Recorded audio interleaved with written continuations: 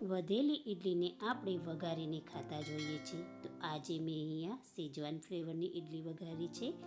તેના માટે એક પેનમાં થોડું તેલ ગરમ કરવા મૂકીશું. વધેલી ઇડલીને વચ્ચેથી કટ કરી અને તેને લાંબી લાંબી સમારી લઈશું. બધી ઇડલી સમારી તૈયાર કરી લઈશું. હવે તેલ ગરમ થાય ત્યારે તેમાં થોડું જીરું ઉમેરી લઈશું, થોડી હિંગ ઉમેરી લઈશું અને તેમાં લાંબી સમારેલી ડુંગળી ઉમેરી સ્વાદ અનુસાર મીઠું ઉમેરી લઈશું. ડુંગળીને થોડી વાર સાતળી લઈશું. હવે તેમાં લાંબા સમારેલા ગાજર ઉમેરી લઈશું, તેને પણ થોડી વાર સાતળી લઈશું. હવે તેમાં લાંબા સમારેલા કેપ્સિકમ ઉમેરી તેને પણ થોડી વાર સાતળી લઈશું. શાકભાજીને આપણે ક્રન્ચી રાખવાના છે એટલે થોડા થોડા સાતરીશું. હવે તેમાં સમારેલા ટામેટાં ઉમેરી લઈશું અને તેને પણ થોડા સાતળી લઈશું.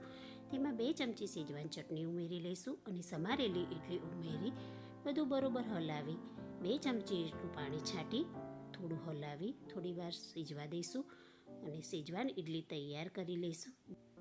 આ ઇડલી ખાવામાં તો એટલી ટેસ્ટી લાગે છે અને બાળકોને ટિફિનમાં પણ આપી શકાય છે. તો તૈયાર છે શેજવાન ઇડલી.